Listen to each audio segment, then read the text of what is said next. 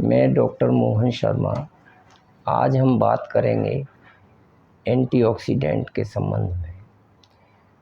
Antioxidant नाम हमने बहुत बार सुना है कि फ्रूट्स में एंटीऑक्सीडेंट होते हैं, वेजिटेबल्स यानी जो साग सब्जियों में, इनमें एंटीऑक्सीडेंट होते हैं और ये एंटीऑक्सीडेंट हमारे लिए बहुत ही फ़ायदेमंद होते हैं। यह बात हमने बहुत बार सुनी है, लेकिन मैं आज इसको बहुत ही आम भाषा में समझाना चाहूँगा या समझाना चाह रहा हूँ कि आखिर एंटीऑक्सीडेंट क्या होते हैं, किन में होते हैं और ये किस तरह से काम करते हैं, ताकि हर व्यक्ति इस एंटीऑक्सीडेंट के संबंध में समझ सके।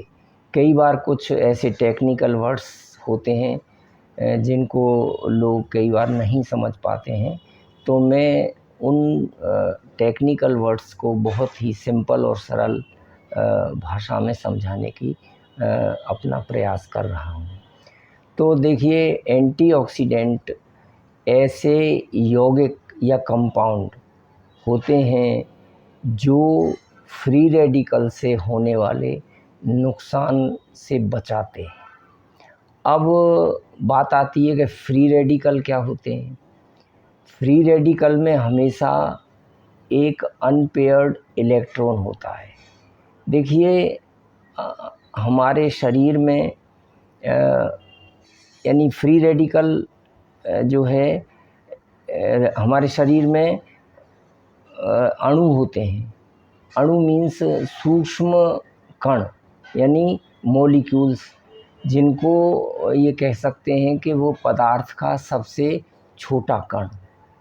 तो ये जो है, जो फ्री रेडिकल होते हैं, अच्छा, उनमें सब में इलेक्ट्रॉन्स होते हैं और इलेक्ट्रॉन्स जो होते हैं वह पेयर्ड में होते हैं। पेयर मीन्स जैसे 8 होंगे, किसी ऑर्बिट में 6 होंगे, 2-2 के उसमें होते हैं। अगर वह एक इलेक्ट्रॉन उसमें जो फ्री रेडिकल होंगे उनमें अनपेयर्ड होंगे, यानी इलेक्ट्रॉन उसके अंदर पेयर में नहीं होंगे। तो और इस वजह से वह मॉलिक्यूल या वह अणु एक इलेक्ट्रॉन लेने की कोशिश करता है और एक इलेक्ट्रॉन यानी वो पेयर बनाना चाहता है, तो एक इलेक्ट्रॉन लेने के लिए वह बहुत ही क्रियाशील हो जाता है, यानी वेरी रिएक्टिव हो जाता है। वह इधर से उधर यानी मीन्स वह सेल्स को डैमेज करता है, वह सेल्स को यानी तोड़ फोड़ करता है। सेल्स में जो हमारी स्वस्थ सेल्स होती हैं उनको तोड़ फोड़ करके, और इस तरह से अनेक तरह की बीमारियां भी पैदा होती हैं। जब अगर सेल्स में टूट फूट होती है, जो हमारी हेल्दी सेल्स हैं उनमें अगर टूट फूट होगी तो हम अनेक तरह की बीमारियों से ग्रसित होते हैं। और ये जो है अस्थिर होते हैं, यानी ये इधर से उधर और उधर से इधर, और ये जो है अनेक तरह की ये बीमारियों का कारण बनते हैं, क्योंकि ये तोड़ फोड़ करते रहते हैं। अब एंटीऑक्सीडेंट क्या करते हैं?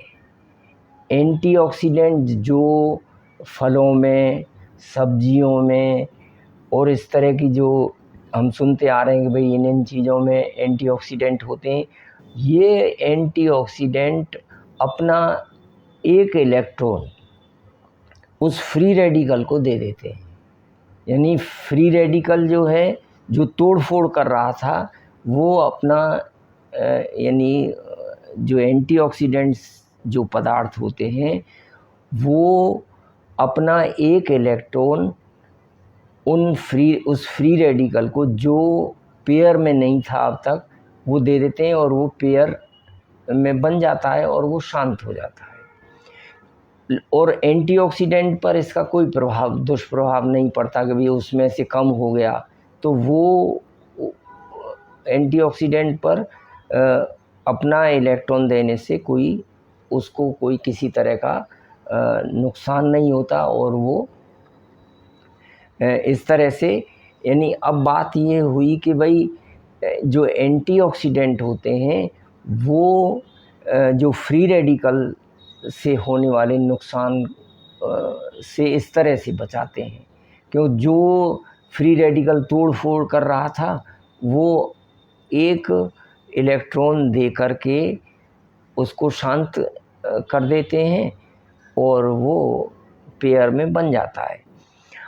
अब एंटीऑक्सीडेंट जो ये कैसे बनते हैं, ये तो खैर एंटीऑक्सीडेंट तो हमारे जो फ्रूट्स वेजिटेबल्स इनमें से मिल जाते हैं। विटामिन्स वगैरह होती हैं, जैसे विटामिन सी है, जो खट्टे पदार्थ टमाटर हरी सब्जियां इनमें से ये मिल जाते हैं। विटामिन ई है, वनस्पतिक जो वेजिटेबल ऑयल्स वगैरह होते हैं अनाज में होते हैं, कुछ मीट अंडे वगैरह में भी होते हैं और कुछ फलों में भी होते हैं विटामिन ई। तो ये एंटीऑक्सीडेंट का काम करते हैं।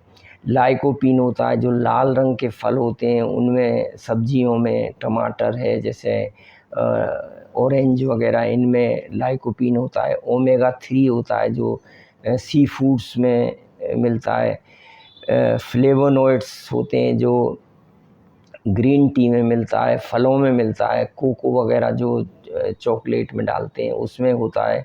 सोयाबीन वगैरह में होता है, सब कुछ सब्जियों वगैरह में भी होता है। सेलेनियम होते हैं, सेलेनियम होता है यानी नट्स वगैरह में, समुद्री भोजन वगैरह में इस तरह से।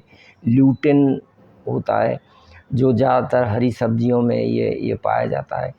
तो ये सभी एंटीऑक्सीडेंट होते हैं, यानी उन फ्री रेडिकल की जो तोड़फोड़ होती है उससे ये बचाते हैं और अपना एक इलेक्ट्रॉन दे करके उसको शांत करते हैं। अब ये जो फ्री रेडिकल बनते कैसे हैं कि भाई ये हमारे शरीर में मेटाबॉलिज्म की जो क्रिया होती है, हमारे शरीर में अनेक प्रकार की केमिकल रिएक्शंस होते हैं। उन केमिकल रिएक्शंस के दौरान ये इस तरह के फ्री रेडिकल्स बन जाते हैं। एक तो ये स्वयं शरीर में ही उत्पन्न होते हैं। अब कई बार ये अगर कम मात्रा में है, यानी एक लिमिट में है, इनकी एक लिमिट होती है कि भाई अगर ये फ्री रेडिकल्स कुछ लिमिट में है तो वो हमें फ़ायदा भी करते हैं, लेकिन वो लिमिट में होने चाहिए। तो वो हमारे इम्यून सिस्टम में सहायता करते हैं, रोगों से लड़ने में फ़ायदा, मतलब रोगों से लड़ते हैं। तो वो हमारे लिए फ़ायदेमंद भी हैं, लेकिन उनकी सीमित मात्रा। अगर वो बहुत ज़्यादा होंगे तो फिर वो शरीर के अंदर, हमारा शरीर में हमें नुकसान पहुंचाते हैं। अब ये ज़्यादा किस तरह से हो जाते हैं, कई बार तो शरीर में ही ज़्यादा होते हैं क्योंकि हम एंटीऑक्सीडेंट लेते नहीं हैं। हम ये अपना पैक्ड एंड प्रोसेस्ड फूड खाते हैं। हम तरह तरह के जो बाज़ार में जो चीज़ें पैक्ड मिलती हैं वो चीज़ें लेते हैं, तो उनमें फ्री रेडिकल्स बन जाते हैं। कई बार जो पॉल्यूशन के द्वारा भी ये शरीर में फ्री रेडिकल बन जाते हैं। जैसे कुछ लोग धूम्रपान वगैरह करते हैं, तो धूम्रपान करने वाले को अंदर फ्री रेडिकल ज़्यादा बनेंगे। और जो कई बार उस वातावरण में रह रहा है व्यक्ति, जैसे एक व्यक्ति धूम्रपान कर रहा है, दूसरा व्यक्ति उसके पास बैठा हुआ है, तो उसके भी वो स्मोक सांस के साथ जाता है, तो वो भी उसके फ्री रेडिकल्स उसके भी बनते हैं। तो इस तरह से ये अनेक तरह से फ्री रेडिकल बनते रहते हैं। यदि ये अधिक मात्रा में बन जाते हैं तो ये हमारी बॉडी के सेल्स को डैमेज करते हैं।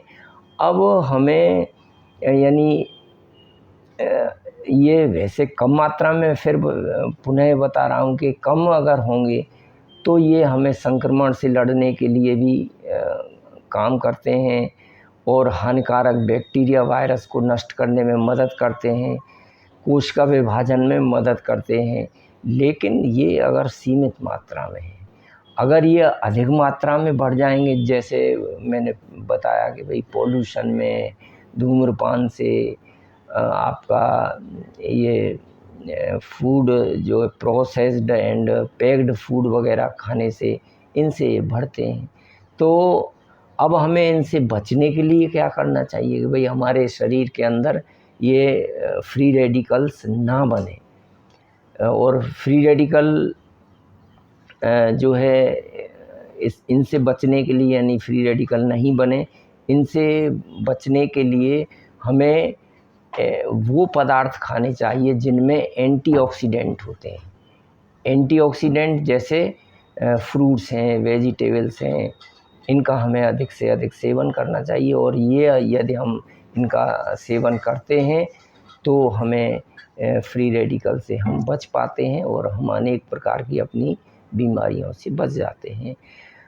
इसी के साथ थैंक यू, धन्यवाद, जय हिंद, जय भारत। एक बात और है कि जो भी बीमारियां हों, यानी फ्री रेडिकल्स से बचने के लिए हम कौन से फ्रूट्स लें, कौन से नहीं लें। हालांकि फ्रूट्स तो बहुत सारे हैं, बहुत तरह के फ्रूट्स होते हैं, बहुत तरह की सब्जियां होती हैं, लेकिन हमें कौन से खाने हैं, क्योंकि हर व्यक्ति को कई बार कुछ लोग कुछ न कुछ बीमारियों से जूझते रहते हैं, तो वो अपने डॉक्टर से एक बार अवश्य इस विषय में सलाह ले लें। इसी के साथ many thanks for watching this video.